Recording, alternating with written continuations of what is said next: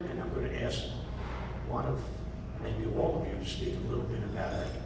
And that's complex, a regional complex pain syndrome, which is affecting a lot of people. And there's a color for that, it's called orange. And we're going to celebrate that in the town of Brookhaven on November 1st, which is a Monday. And that day, you come into town hall. Mike is already ahead of the curve there in orange. Yeah, there you go. Remarkable. He's ahead of the curve. I wish I could say that But- he didn't buy it for, But we'll be whipping out our orange shirts or orange ties, whatever, to show awareness. So I'm going to ask who's ever going to speak on this, come on up, please. This is a debilitating chronic disease that affects people.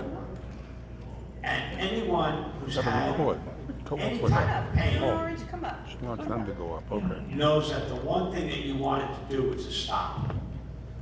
And for some of these people, that just doesn't happen.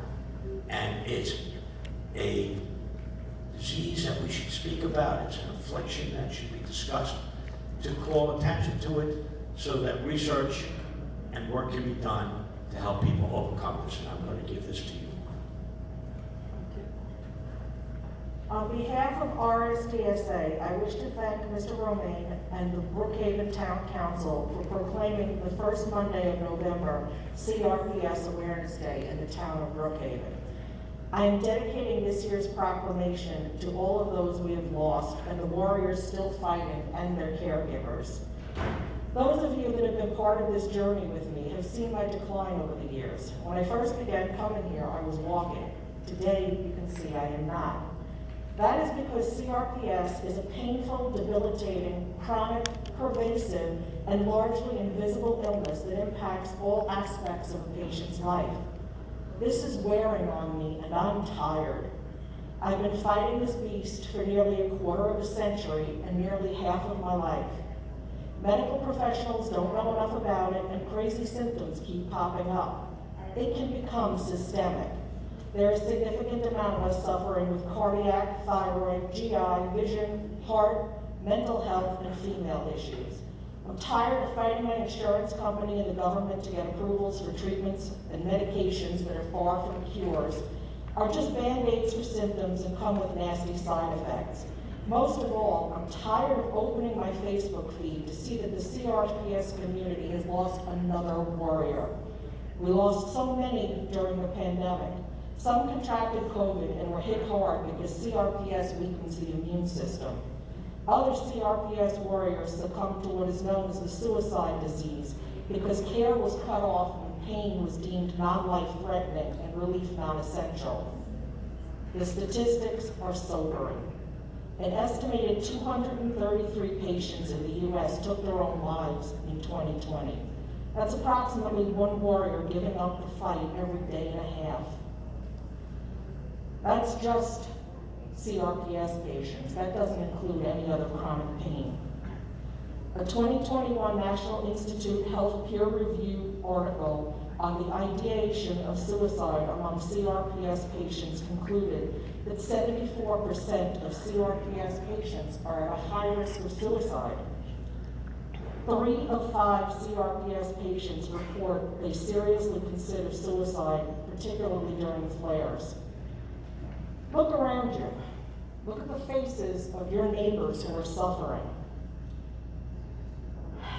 Statistically speaking, 3 of us may not be here next year, or even in a few days, because we may not make it through our next flare. I don't want this to end with depressing statistics. I want you to know how grateful we are to the town of Brookhaven for your help. Awareness can help find better treatments and cures, and it can help save lives. I've found strength and purpose in advocacy. If anyone would like to be more involved, or if you need help, reach out to rsds.org. Please wear orange on Monday, November 1st to show your support. And thank you once again for helping us raise awareness for CRPS. Thank you.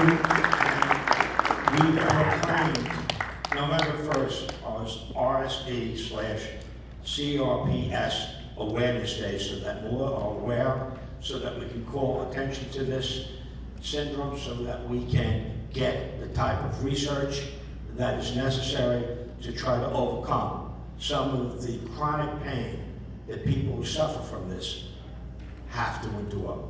So with that, why don't we all gather around, take a quick photo? I'd like to say something too. Okay.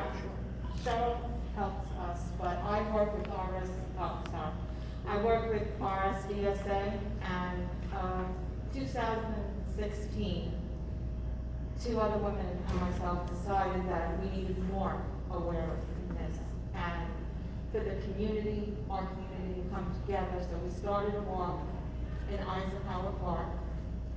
To date, we've raised over $265,000. We do a week camp for children that have it, and we have a teen weekend, and then a young adult weekend that we sponsor, so that young adults and children know they're not alone in this. It's hard for us at our age, so imagine children going through the type of pain we deal with.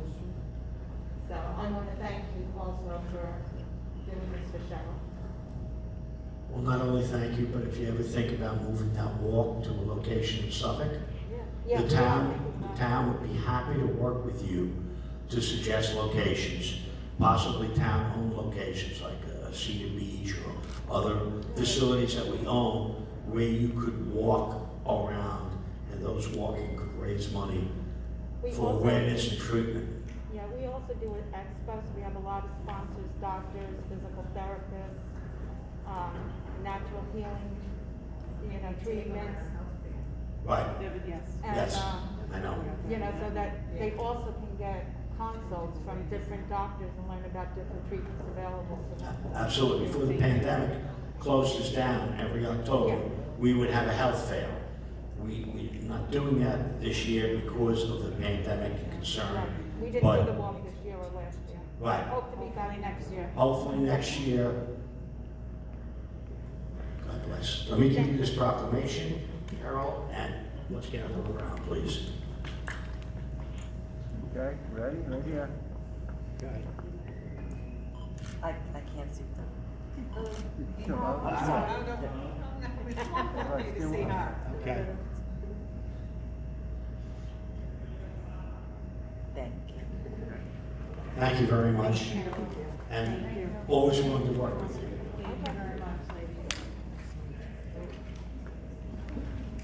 Okay, the board will meet in about 1 minute. Give us 1 minute to get up there, and we'll start the meeting.